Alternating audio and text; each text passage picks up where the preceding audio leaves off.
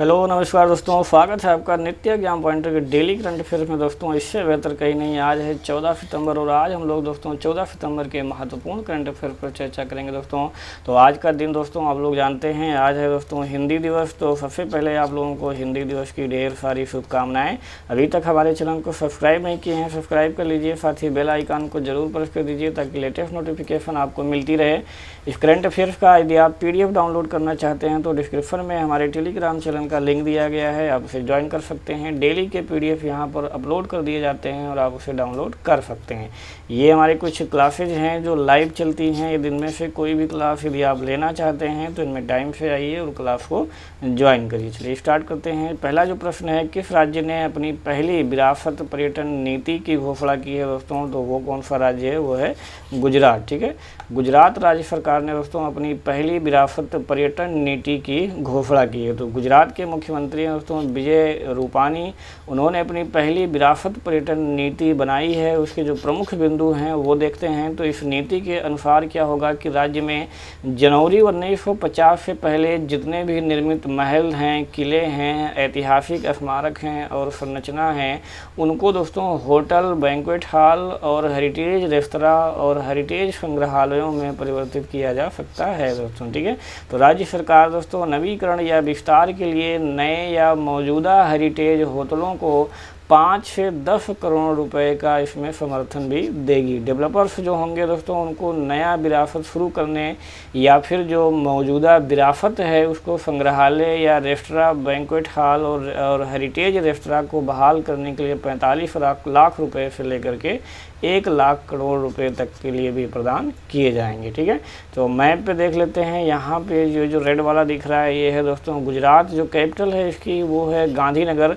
Largest city इसकी है दोस्तों अहमदाबाद। टोटल डिस्ट्रिक्ट 33 हैं। गवर्नर है दोस्तों आचार्य देवव्रत और चीफ मिनिस्टर यहाँ हैं विजय रूपानी जी। यहाँ पे जो लेजिस्लेचर है दोस्तों वो यूनिकैमरल है, यानी कि एक सदनीय है। विधानसभा में कुल 182 सीटें हैं, राज्यसभा में 11 सीटें हैं और लोकसभा की यहाँ से कुल 26 सीटें हैं। ठीक है, बहुउद्देशीय परियोजनाएं अगर देखें गुजरात में तो एक है वो है दोस्तों माही नदी पर है। ठीक है, और झील देखें दोस्तों तो नल सरोवर झील है। गुजरात में अगर राष्ट्रीय उद्यान देखें तो ब्लैक बक है, गिर है और मैरीन है। इसमें गिर जो है दोस्तों राष्ट्रीय उद्यान बहुत फेमस है, वो एशियाई शेर के लिए आप लोग जानते होंगे बहुत ही फेमस है। ठीक है, एशियाई शेर केवल और केवल यहाँ गिर राष्ट्रीय उद्यान में ही पाए जाते हैं। उसके बाद जो मैरीन है दोस्तों ये कच्छ की खाड़ी में है, ये भी महत्वपूर्ण है। जनजातियाँ हैं भील, बंजारा, कोली, डबला और खारी जनजातियाँ पाई जाती हैं। ठीक है, अगला जो प्रश्न है, निम्नलिखित में से किस बैंक ने आई स्टार्टअप 2.0 की शुरुआत की है दोस्तों? तो वो कौन सा बैंक है? वो है ICICI बैंक। ठीक है, ICICI बैंक ने दोस्तों आई स्टार्टअप 2.0 की शुरुआत की है। ठीक है, तो ये क्या है दोस्तों? ये एक नया उत्पाद है। इसका महत्व क्या है कि जो स्टार्टअप्स और उद्यमियों होंगे उनकी बैंकिंग ज़रूरतों को पूरा करने के लिए ये जो है लॉन्च किया गया है। उनके बैंकिंग के साथ साथ उनसे परे बैंकिंग ज़रूरत जैसे कि नियामक सहायता हो गया, स्थापना लेखा हो गया, ग्राहक अधिकरण हो गया दोस्तों और विश्लेषकी हो गया, ग्राहकों को डिजिटल आउटरीच आदि का इसमें ध्यान रखा जाएगा। स्टार्टअप आसानी से एक खाता जो है अपना खोल सकते हैं और बैंक में शामिल होने के समय तुरंत खाता संख्या प्राप्त कर सकते हैं। ठीक है, तुरंत, क्योंकि बैंक ने अपने API को कॉरपोरेट मामलों के मंत्रालय की वेबसाइट के साथ दोस्तों एकीकृत कर दिया है। ठीक है, इसलिए तुरंत जो है एक खाता संख्या प्राप्त भी कर सकते हैं। तीसरा जो प्रश्न है आज का, आयुध निर्माणी बोर्ड के निगमीकरण के लिए दोस्तों नवगठित EGOM के अध्यक्ष कौन हैं? तो वो हैं दोस्तों रक्षा मंत्री। ठीक है, इसके अध्यक्ष कौन होंगे? वो होंगे रक्षा मंत्री। तो रक्षा मंत्री इस समय कौन है? राजनाथ सिंह। यही दोस्तों आयुध निर्माणी बोर्ड के निगमीकरण की प्रक्रिया के निगरानी के लिए जो नवगठित अधिकार प्राप्त मंत्री समूह है EGOM, उसके क्या होंगे? ये अध्यक्ष होंगे। इसका महत्व क्या होगा कि भारत सरकार द्वारा जो यह गठित है दोस्तों, ये जो EGOM ये आत्मनिर्भर भारत पहल का ही एक हिस्सा है। यह OAFB को दोस्तों परिवर्तित करके आयुध आपूर्ति में जवाबदेही, स्वायत्तता और दक्षता का जो है दोस्तों निर्माण करेगी। यह कर्मचारियों को उनके वेतन, सेवानिवृत्ति और लाभों की सुरक्षा करते हुए दोस्तों विकासात्मक सहायता और पुनर्वितरण योजना भी प्रदान करेगी। नेक्स्ट प्रश्न है, राज्य स्टार्टअप रैंकिंग 2019 में निम्नलिखित में से किस राज्य का सर्वश्रेष्ठ प्रदर्शन जो है दर्ज किया गया है दोस्तों? तो वो है गुजरात। ठीक है, स्टार्टअप रैंकिंग 2019 में गुजरात जो है सर्वश्रेष्ठ प्रदर्शन किया है गुजरात ने। तो वाणिज्य और उद्योग और रेल मंत्री हैं पीयूष गोयल, उन्होंने स्टार्टअप परितंत्र को समर्थन करने के लिए राज्यों की रैंकिंग 2019 के परिणाम घोषित किए हैं और राज्यों के बीच रैंकिंग में गुजरात को सर्वश्रेष्ठ प्रदर्शन करने वाले का दर्जा जो है वो दिया गया है। ठीक है, अब इसका महत्व क्या होगा वो देख लेते हैं कि वाणिज्य को सरल बनाने, उत्पादकता बढ़ाने और प्रौद्योगिकी को मजबूत करने में उत्कृष्ट प्रदर्शन के लिए दोस्तों ये राज्यों को मान्यता प्रदान की गई है। अन्य राज्य और केंद्र शासित जो प्रदेश हैं उसमें दोस्तों केरल, कर्नाटक राज्य स्टार्टअप रैंकिंग में शीर्ष प्रदर्शन करने वाले राज्य हैं जो व्यापार और वित्त को आकर्षित करने के लिए परंपरागत उद्यमशीलता को बढ़ावा देते हैं। केंद्र शासित प्रदेश की अगर बात करें तो उसमें अंडमान और निकोबार द्वीप समूह दोस्तों इसका प्रदर्शन सबसे अच्छा रहा है। ठीक है, अगला जो प्रश्न है 5 नंबर, भारत सरकार द्वारा लॉन्च किए गए मोबाइल ऐप का नाम बताएं जो कि फार्मर्स को पशुधन के लिए बाजार प्रदान करेगा। ठीक है, पशुधन के लिए बाजार प्रदान करेगा। ठीक है, फार्मर्स को, तो उसका जो है नाम क्या है दोस्तों? ई गोपाला। ठीक है, ई गोपाला नाम से एक ऐप जो है दोस्तों लॉन्च किया गया है भारत सरकार के द्वारा। ठीक है, जो कि जो फार्मर्स होंगे उनको पशुधन के लिए बाजार जो है वो प्रदान करेगा। अब इसका महत्व क्या होगा वो देख लेते हैं कि यह जो ऐप है दोस्तों फार्मर्स को प्रत्यक्ष उपयोग के लिए एक समग्र नस्ल सुधार बाजार सूचना पोर्टल है दोस्तों। इसकी आवश्यकता क्यों पड़ी? तो वर्तमान में जो देश में पशुधन का मैनेजमेंट है वो करने वाले जो फार्मर्स हैं उनके लिए कोई ऐसा डिजिटल प्लेटफार्म उपलब्ध नहीं है। ई गोपाला ऐप पर जो फार्मर्स होंगे दोस्तों वो पशुपालन से संबंधित अपनी सभी जानकारियां प्राप्त कर सकेंगे। ठीक है, फिलहाल पशु जो फार्मर्स हैं उनको अलर्ट भेजने के लिए उनके क्षेत्र में विभिन्न सरकारी योजनाओं और अभियानों के बारे में जानकारी देने के लिए अभी भी कोई व्यवस्था नहीं है। ठीक है, तो ऐप का नाम आपको याद रखना है, वो है ई गोपाला।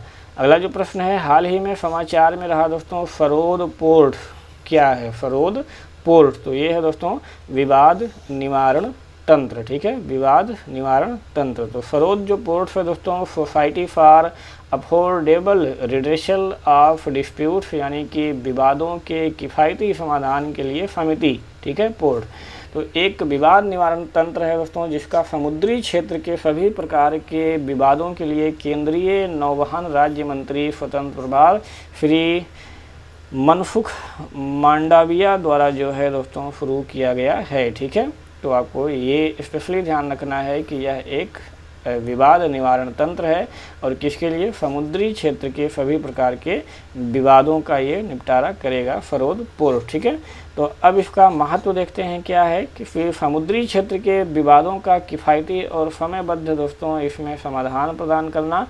यह निजी पोर्ट, टर्मिनल, बंदरगाह और जेटी सहित प्रमुख पोर्ट ट्रस्टों, गैर प्रमुख बंदरगाहों और शिपिंग क्षेत्र को सलाह देगी और मदद भी करेगा दोस्तों। ठीक है, यह सोसाइटी पंजीकरण अधिनियम 1860 के तहत जो है दोस्तों गठित किया गया है। अगला प्रश्न है, गृह मंत्रालय ने FCR अधिनियम 2010 के तहत ऐतिहासिक महत्व के स्मारकों में से निम्नलिखित किसको मंजूरी दी है? तो वह है दोस्तों स्वर्ण मंदिर। ठीक है, स्वर्ण मंदिर।